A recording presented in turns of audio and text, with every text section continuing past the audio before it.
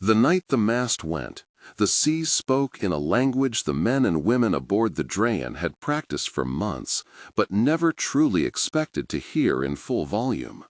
Wind lifted in savage gusts, and the hull rode the swell with a slow, grinding intelligence. Ropes sang under tension. The dragonhead at the prow caught spray and flung silver filigree into the dark. A sudden, bitter snap cut through that chorus, short, metallic, and for a breath no one spoke. Then the mast leaned, then shuddered, then fell, with the ancient sound of wood protesting a betrayal. Creak, crack, a thin, wet scream as canvas tore. Captain Bjorn Olander grabbed the shrouds with both hands, felt the ship respond beneath his feet as if it were a living thing taking a blow. His voice was hard but calm.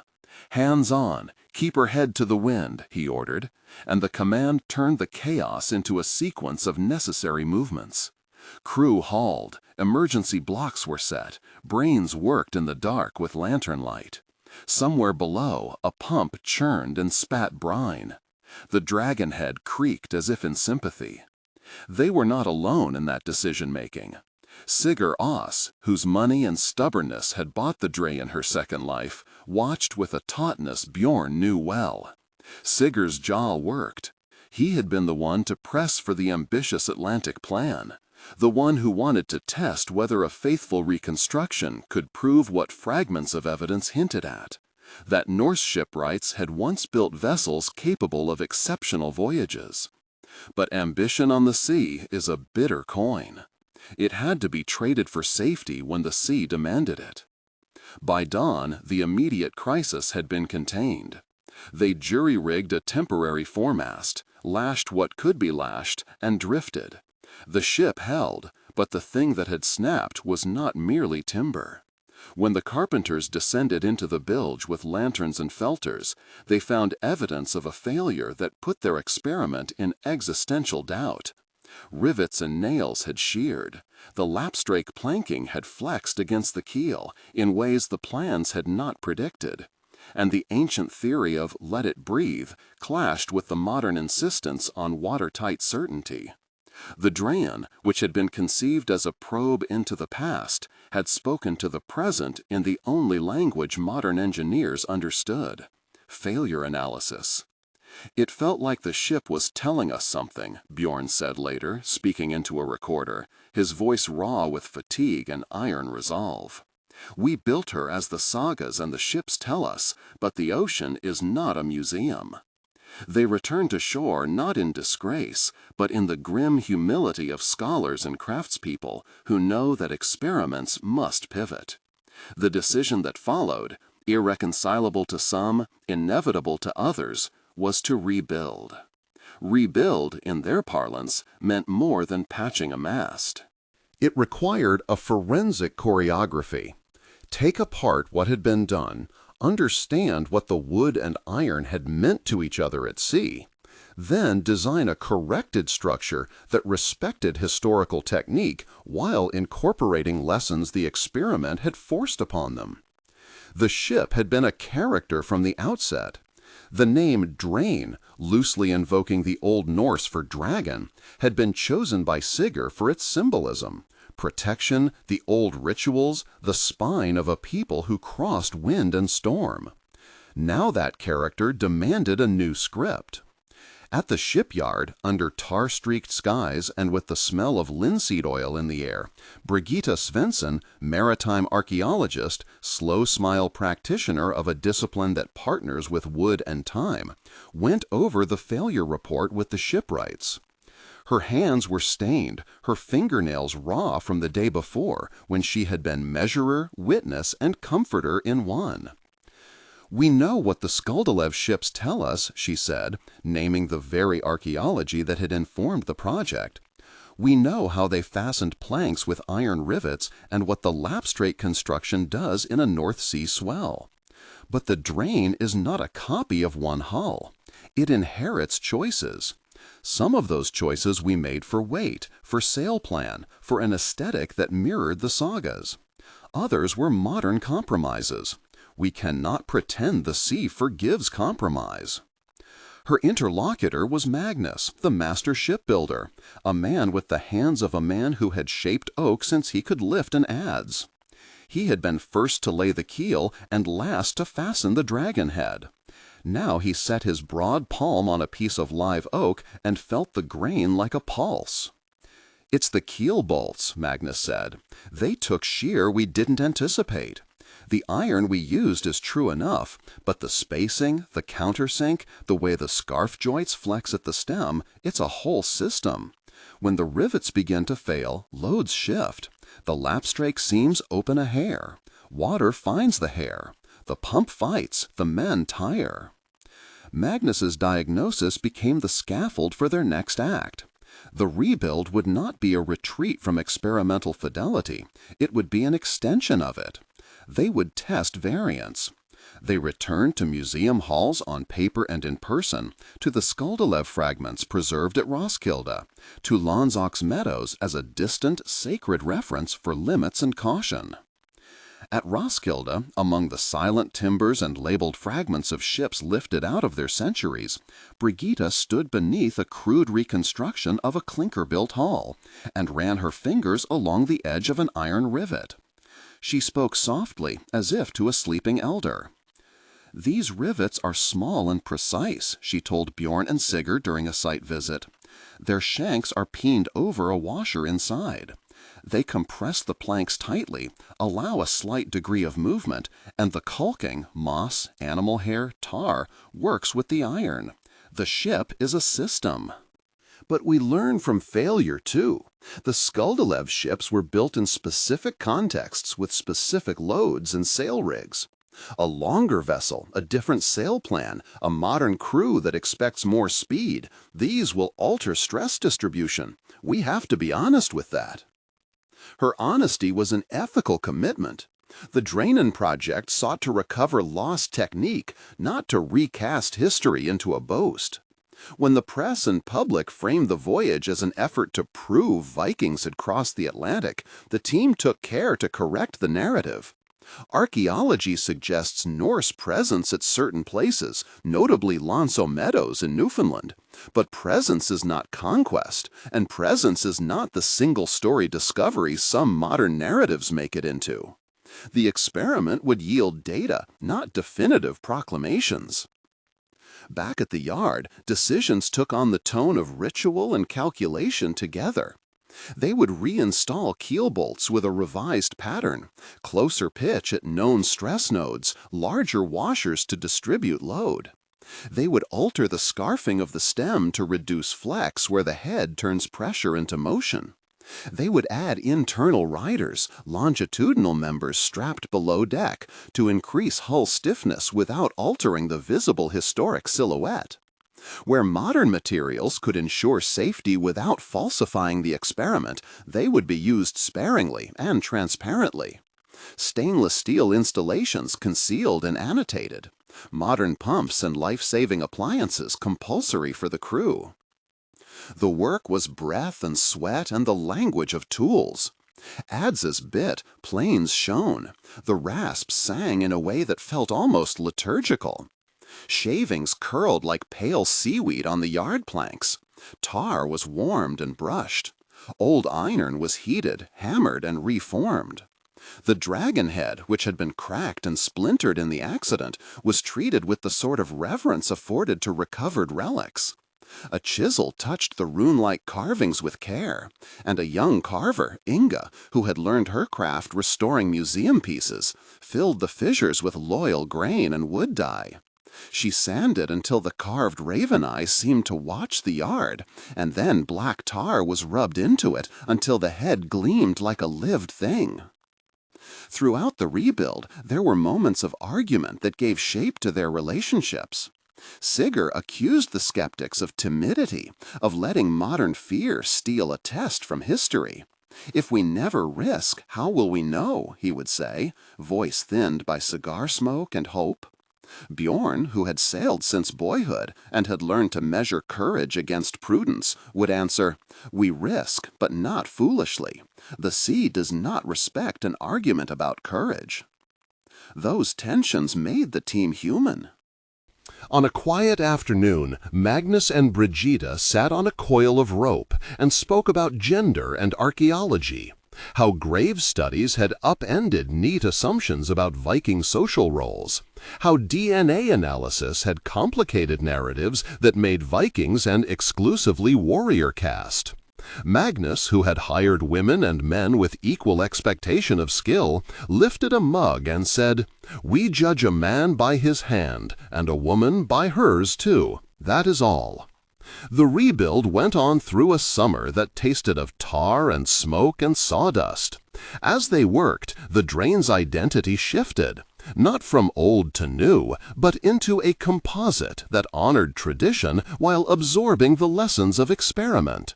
The ship's planks, when refastened, sang a different music. The dragonhead, when reattached, seemed to toss its mane to reassure the crew. Sea trials returned, but they were no longer mere rehearsals. The first trial after the rebuild was a test in wind that could be called comfortable. The ship handled well, rolls were predictable, stresses distributed. Crew learned to read the creak, to interpret the sound of a rivet under load as surely as a heart rhythm. The maritime technicians installed strain gauges discreetly under certain timbers, small concessions to modern measurement that would yield data to the archaeologists. Every quarter-inch of movement was recorded and later argued over in the evenings with maps and thermos coffee. Interviews sprinkled the narrative, short bursts of first person from those who had become intimate with the ship. Brigida's voice carried the steady cadence of someone who knew that evidence must be named with qualifiers. Brigida Svensson, maritime archaeologist. We didn't go in seeking myth. We went because the physical record tells a partial story, and because a living experiment can fill gaps. When a rivet fails at sea, that failure is data. It tells us about load distribution, about seam behavior, about how sailors of the past may have repaired in storm, and how their choices shaped voyages. We are not rewriting history. We're expanding its margins. Inga, ship carver. Working on the dragonhead, I felt like I was stitching a face back into the narrative. It's not superstition so much as continuity. The carvings gave people a way to see themselves in the ship. That matters to morale, even to a team wearing survival suits and modern boots. The raven isn't a magic charm, it's a piece of identity. They tested sails, reefed under instruction, practiced man overboard drills in water that sliced. Safety instructors made certain drills were second nature. Harnesses, jacklines, the order to don immersion suits, pumps primed. A quiet professional, Life, a former Coast Guard, oversaw the training. He carried no romantic illusions. "A sail can catch a man like a thought," he said once, voice flat as tidewood. "You train until it becomes muscle." When the call came to attempt the Atlantic push that Sigurd wanted, to take the Draen out on a route that echoed, but did not presume, the Norse approaches to the west, they did not go because they believed an experiment would vindicate a narrative of conquest. They went because hands and minds had been joined to answer a question about capability. What did skilled northern shipwrights achieve with the technology they had? And what did that capability mean when read against archaeological sites like Lonso Meadows? The media had tended to simplify it. Vikings reached North America centuries before Columbus. But the team steered conversation carefully. In public, Brigida emphasized the phrasing, evidence of early Norse presence, and discussed the site at Lonso Meadows as a locus of human activity that invites interpretation, not a banner that announces simple triumph. The leg to cross the Atlantic would be staged. They would not attempt a single continuous crossing from Norway to Newfoundland. Logistics, safety, and data collection required stops, calibrations, and observation. The route would test different latitudes of swell, the behavior of the Draen under shifting winds, and, most importantly, the human factors.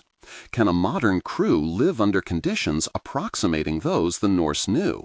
And how does fatigue influence repair and decision? On the morning of the launch, the harbor smelled of salt and iron and hot tar. The dragonhead cast a long shadow on the quay, and children clustered as it moved, drawn to myth.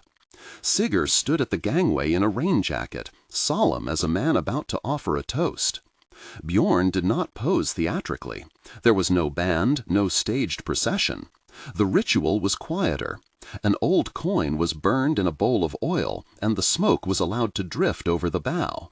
It was a gesture bridging superstition and psychological cohesion, a nod to past seafarers who had their own rituals to steady the mind.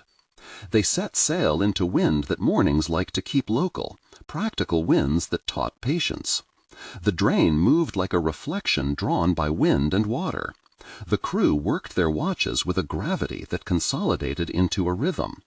Meals were modest: flatbread, salted fish, barley stew warmed over a small hearth. The sense of living close to what the experiment tried to evoke. At night, the creak returned like a spoken diary, sometimes whispering well and sometimes warning. Days led to rougher nights. Spray stung and lines slapped. The sea, when it chose anger, did not negotiate. The ship showed its mettle. It also revealed the human gaps. They endured a storm, less violent than the one that had felled the mast, but enough to test their modifications, where the Draen rolled heavily and the crew fought to reef and hold attack.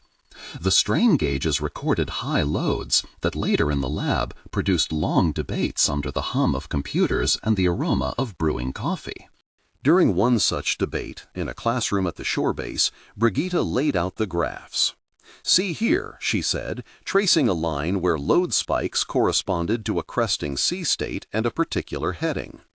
"The system equilibrates when we reduce heel by shifting ballast and reduce sail. The ancient crews would have done the same without our gauges. What we can add is nuance. How often did they make that decision, and how much margin did they expect?" That was the essence of the project, to pair human testimony and archaeological record with measurable, repeatable data. It was experimental archaeology with a conscience for context. There were small human stories that made the project more than technical data. A young deckhand, Ira, had grown up in coastal towns listening to her grandmother's tales of sea journeys. On watch, she would hum rhythms that matched the ship's rhythm, and the dragonhead seemed to answer. Inga taught her wood scraping and knotwork in exchange for stories. Late one night, Ira confided to Bjorn, voice low over the greenwash, "I came because I thought I would find myself like the stories. Instead, I find my hands and my fear, and that is better." Bjorn answered with something like a smile. "Good hands," he said. "You will learn to hear the ship. She talks if you listen. Sometimes she tells you to be patient. Sometimes she tells you to act quick." As the voyage progressed, they faced moral choices common to those who try to imitate risky history. Do you press on to gain a data point, or do you return when conditions and human fatigue suggest prudence? The most dramatic of these moments came on a night when weather forecasts, aided by modern satellite services, predicted a low passing system. The crew argued in tight clusters on the quarterdeck while the sea breathed, sheets of stars stilled overhead. Sigurd wanted to test a procedure they'd rehearsed, to heave to and take a wave load test at a range that matched a possible Norse crossing pattern. Bjorn wanted to run a conservative course. "One measure is courage," Sigurd said finally. "Courage gives us the story. Another measure is the next person who'll have to write the notes about why we shouldn't have risked it," Bjorn answered. "We are trying to learn. Recklessness will teach nothing." They voted. The vote, small as it was a microcosm of the project's ethos. The experiment had to be rigorous and humble. They altered course, took data where they could, and preserved a crew whose knowledge would be useful in the long arc of research. When they made landfall at a remote island north of their main route, they took the opportunity to anchor and, as protocol demanded, examine hull soundings and attend to deferred maintenance. It was here that the ship's character was most palpably present. Creeks that had troubled them at sea were now part of the yard ship conversation. Were they signs to be fixed or stories to be noted? The dragonhead had accumulated lichen from spray. Inga scraped with the same careful hands that had repaired it in the yard. The archaeological detours were as instructive as the sailing. Dialogues with colleagues in Newfoundland, curators at a site that preserved subsistence traces, were cautious and respectful. The team acknowledged indigenous presence and the complex tapestry of contact. The language used was precise, evidence of early Norse presence, not a discovery narrative that effaced other histories. At Lanso Meadows, on the edge of bog and spruce, Brigitte walked slowly across the reconstructed turf houses and the outlines of ancient workshops. "This site speaks of seasonal presence," she said to the assembled team.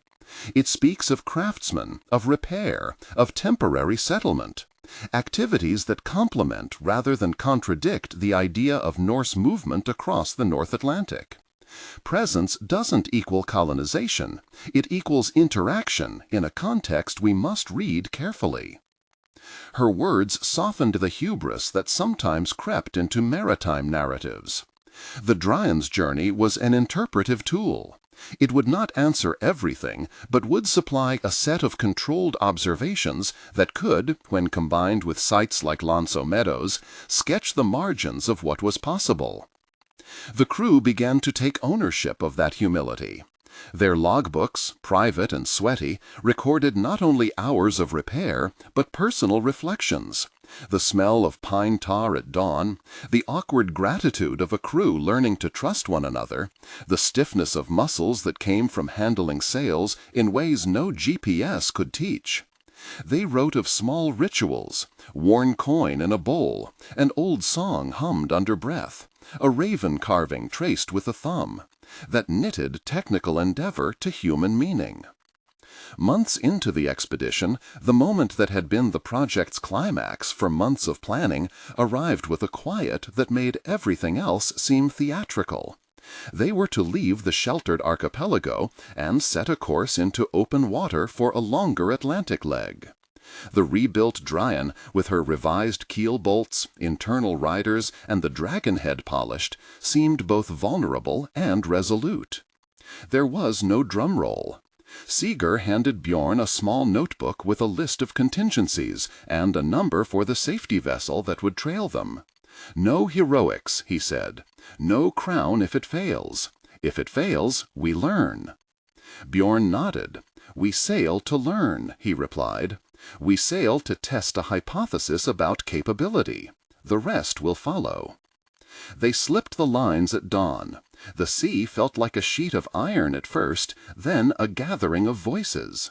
The crew settled into watch rotations honed by months aboard. The dragonhead threw a spray occasionally that looked like laughter. Instruments whispered. The strain gauges hummed faintly, the sound of scientific attention. As the horizon opened, thoughts turned inward and outward. Each person thought of a story, of ancestors and craft, and the odd consolation that real knowledge is slow and expensive and sometimes humbling. The Draen became a carrier of those stories, a probe that held the weight of lumber, iron, and faith in human method. She carried their questions like cargo. The experiment was not the final verdict. It was the first move in what might be a long conversation between archaeologists, shipwrights, and the sea.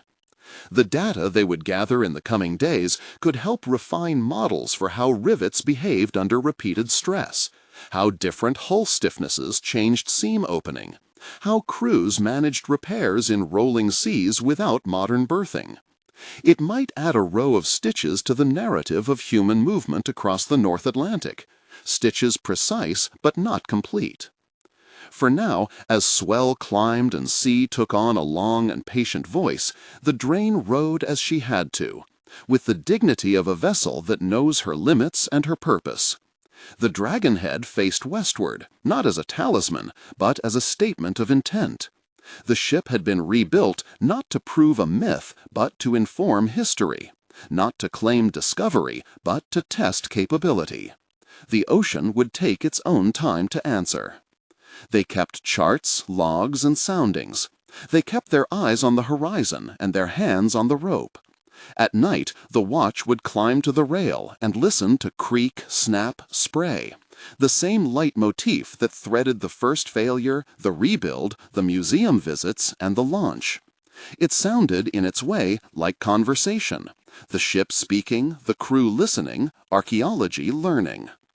When asked later what the Draen had taught them in those opening weeks at sea, Brigitte would say, "We learned the humility of technique. We learned that competence is continuous work, that the line between craft and catastrophe is sometimes a matter of a rivet's head. We learned that when you make a hypothesis from material remains, the ocean can be the final peer reviewer." Sigor, who had wanted to push history into a bold sentence, softened his tone as months passed. "I wanted a story that fit my dream," he said. "What I found was a community of people who love wood and wind, and that turned my dream into something better, collective evidence. That is a kind of victory, quieter and truer." They did not arrive at a grand conclusion that would rewrite textbooks. The project was not designed to conjure singular certainties. Instead, it extended a set of measured claims that with clinker construction, fitted iron fastenings, experienced seamanship, and a capacity for repair, a vessel like the Draen could hold a course across significant stretches of the North Atlantic. The parameters of capability were not absolute. They were contingent on choice, load, skill, and weather. The team's honesty about those contingencies was the integrity of the experiment. As they set a course for the next long leg, the narrative tightened into a deliberate pause rather than a dramatic full stop. The dragon head, the raven carving, the creak of rivets, all motifs, faded into the steady rhythm of advancement that marks work at sea. They carried with them the knowledge gleaned from timber and iron, from museum fragments and shoreside debates, from drills that turned muscle into habit. The expedition would continue. The Draen would test more, report back in the language of timber fatigue and strain charts, and the collective story about early Norse movement across the Atlantic would become a little more detailed, a little more cautious, and a little more human. They sailed, in the end, not to conquer a narrative, but to expand it, to allow the lines between archaeology and lived practice to blur in a way that produced understanding. The sea remained indifferent. The crew remained committed. The ship, rebuilt, studied, and respected, held her own as both artifact and agent, the most eloquent kind of co-investigator. And as the coast slipped from sight and the Draen rode the long swell toward a horizon unmarked by certainty, the crew watched the dragonhead and listened for the creak.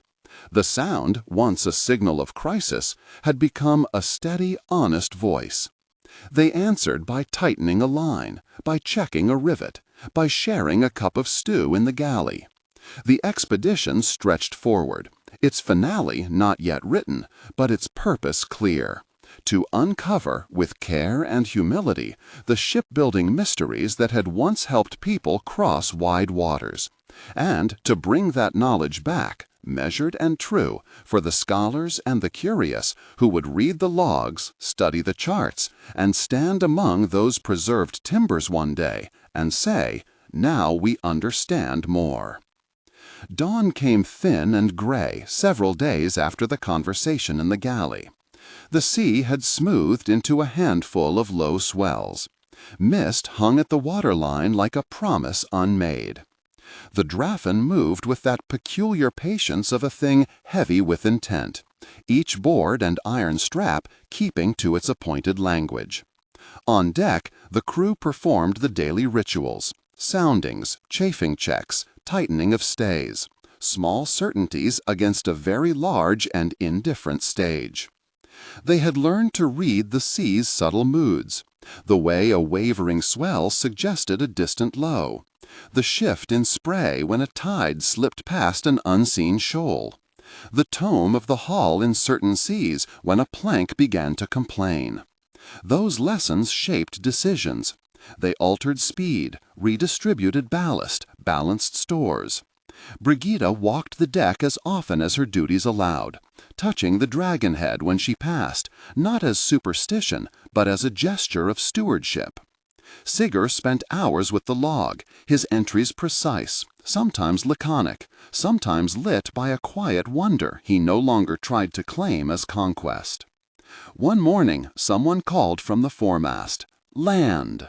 It was not the sharp cry of discovery, but the steadier, more careful announcement of a thing being checked and confirmed.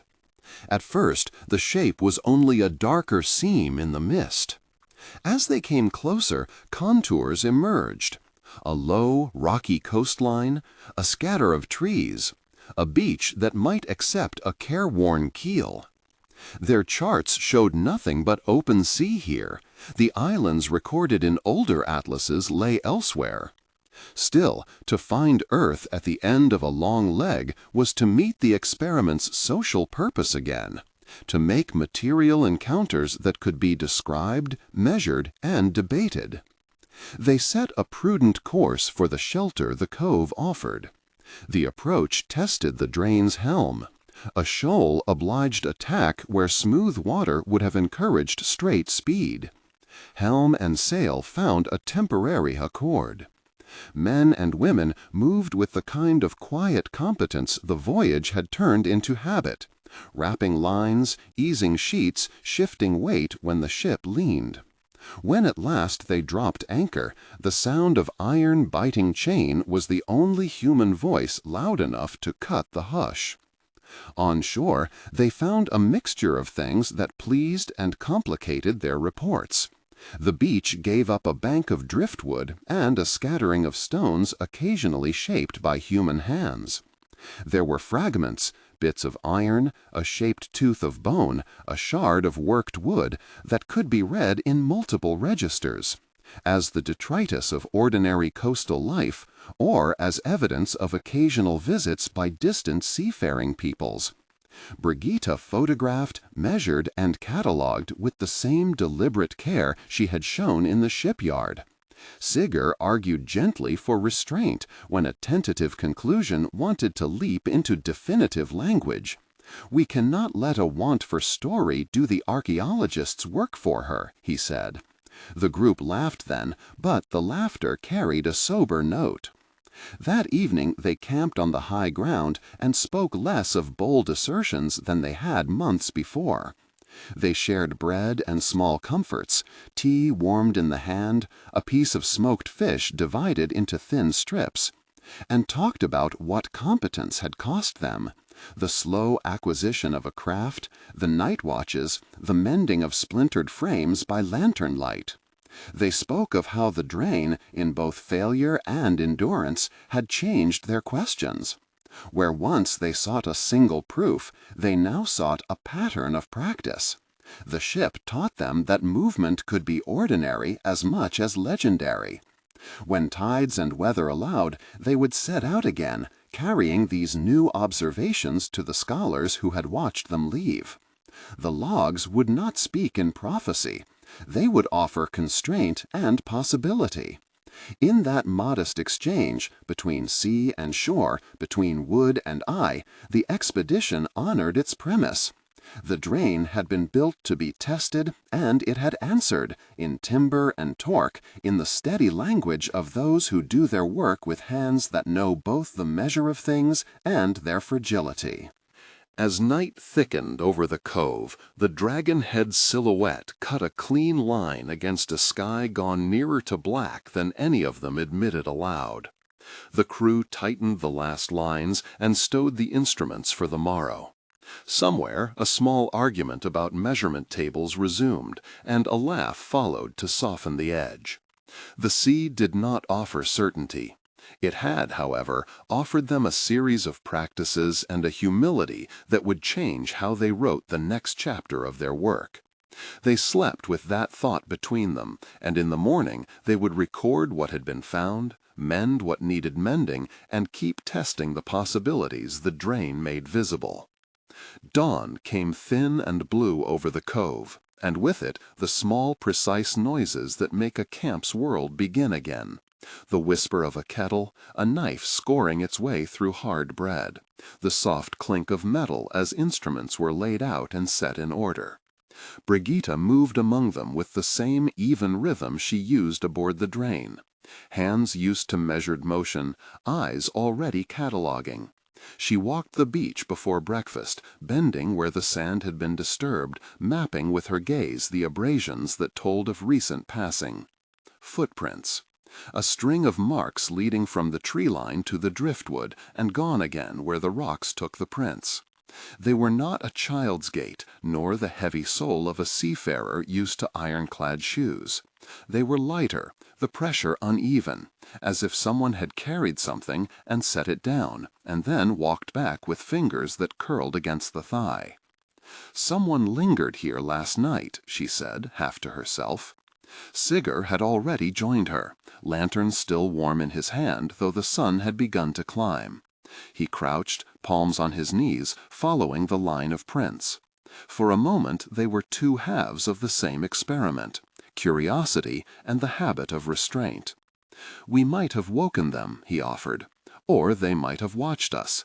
Either way, there is a sequence to note." Brigitte nodded. "We do not know whether to mark it as evidence of habitation or visitation." She tapped the point of a compass against a flat pebble, then recorded the bearing on a slip of paper. Her entries were small architectures, facts made of ink and small gestures. She could not help herself. Making was a way to keep the world from telescoping into speculation. They followed the prints until the tree line thickened and the air turned green and cool. There, in a small hollow where last night's tide could not reach, something had been placed. A low cairn of stones, and beneath them a scrap of woven cord, frayed but dyed with an ochre that did not come from the plants they could name. Beside the cord lay a pendant carved from bone, its notches deliberate, worn as though someone had traced them with a thumb until the edges smoothed. Brigitte's breath drew shallow. The pendant's teeth matched, in a way that was dreadful and precise, the shaped tooth they had found on the strand. The two objects together made a pattern that refused to be reduced to either use or ritual without further listening. "We should leave them," Sigurd said quietly. "We can record and sketch and take measurements, but that cairn, it's placed to be seen." A dozen small arguments that had once been proclamations of method now settled into softer forms. There were those on the crew who wanted to bring every small thing aboard, who thought the work of collecting and curating was the noble remedy to silence. There were others who had learned the painful cost of possession, that taking a thing from where it had been set was an erasure. Brigitte felt both poles at once, like a tide tugging in two directions. Before she could speak, a sound came from the trees, a breathing through leaves, the quiet of steps that had learned how to keep their weight soft. They did not move. For a while there was only the wind and the rustle of their own garments. Then a figure stepped into the light. She was slight, wearing a cloak of patched cloth whose dyes had bled into one another.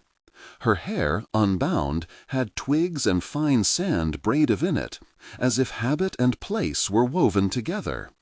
She carried nothing but a wooden staff whose head had been smoothed by hands. Her eyes measured them with a patience that made Brigitte's hands feel conspicuously public. They exchanged the small rituals of strangers. Brigitte put down the compass and unfolded a slip of paper where she had drawn the pendant. The woman watched the sketch as if it were a small window. Sigurd, remembering the language study he had practiced on the ship as if rehearsal could summon intelligibility, tried a cautious phrase in the tongue the crew had agreed was likely to serve on coasts and harbors. The woman answered not with words, but with a small tilt of her head. And then, to Brigitta's surprise, she stepped forward and touched the pendant, as if to confirm that the drawing matched the thing. She spoke after that, in a voice that had both roughness and care, saying words Brigitta did not wholly recognize, but which had familiar phonetic bits, soft consonants, open vowels. Brigitta responded with a phrase she had learned. "We are visitors." The woman's face widened at that. She repeated the phrase with a mirthless little smile, and then, in the small lexicon of gestures, shook her head. "Not visitors," the woman corrected, and this time Brigitta saw an accent on the second syllable, as if the word meant something between visitor and one who passes. She set her palm over her heart and then pointed to the pendant, then to the driftwood along the shore, and then to the Draen silhouette that cut the horizon like a remembered thought. Communication opened not into fluency, but into a reciprocating craft. Sigurd offered from his satchel a sheet of paper with careful inked lines, the plan of the Draen's hull. The woman traced the lines with a finger, her eyes softening at the curve where the keel met the water. She tapped the page and pointed to the horizon, then to the trees. Perhaps she named the cove in a word they had not yet caught. Brigitta produced a small tool, a magnifying lens they used for identifying fibers, and held it out. The woman accepted it with a kind of reverence. She brought the lens to her pendant and peered through, eyes narrowing as if confirming a detail only visible in magnification. A hairline notch inside the bone, a maker's mark that had been worn to a whisper. She touched that notch and then pointed to the sea again, and then lay her hand flat on the necklace she wore beneath her cloak, where a simple cord of shells made a quiet sound. Sigurd made a soft sound. "There are networks," he said. "Not all journeys start and end with the ships we know." The woman listened, eyes on the pendant, then reached behind the cairn and brought out another small piece of worked wood, a shard of a tool that matched the grain of the wood they had documented on board. She set it beside the bone pendant as if making a pair. Her fingers went to the cord, and then extended the cord toward Brigitta, an offering whose modesty carried weight. Brigitta understood. This was not barter in the sense of markets. It was the way of making agreement, the giving of something so that taking might be permitted. Brigitta hesitated. The rules she lived by were written in ink: catalog, photograph, measure, leave. Yet here, in the face of deliberate human motion, those rules were suddenly brittle and insufficient. She thought of their logs, of the scholars who would pore over line drawings and footnotes, of arguments that could be won by careful rhetoric. She thought of the cairn, of the way the pendant had been set and so left to watch the sea. Taking it, even with a record, would alter the object's story.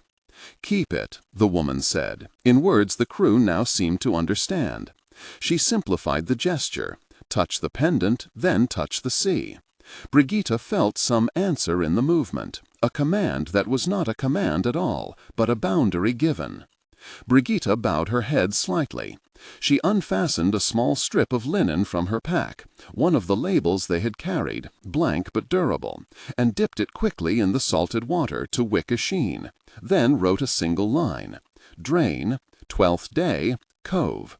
She did not write the correct scholarly language. She merely left a visible note, and with careful fingers she tied the tag to the cord of the pendant. She pushed the pendant back into the woman's palm. The woman's mouth tightened in something like approval. She drew from beneath her cloak a small bundle. Inside, when she unfolded it, was a length of braided fiber stained a dark blue. She did not ask for the magnifying glass back. Instead, she wound the fiber around the pendant, reinforcing it as if to make sure the marker would endure. They stood a while longer in that exchange, not speaking but witnessing. On the beach behind them, the Draen's people continued their morning routines. someone repairing a line, another measuring a rock slab's dimensions with an accuracy that pleased Brigitte, who always liked to see labor made visible. The woman watched the crew with a different set of eyes, an archive of seasons perhaps, where human comings were weather more than event.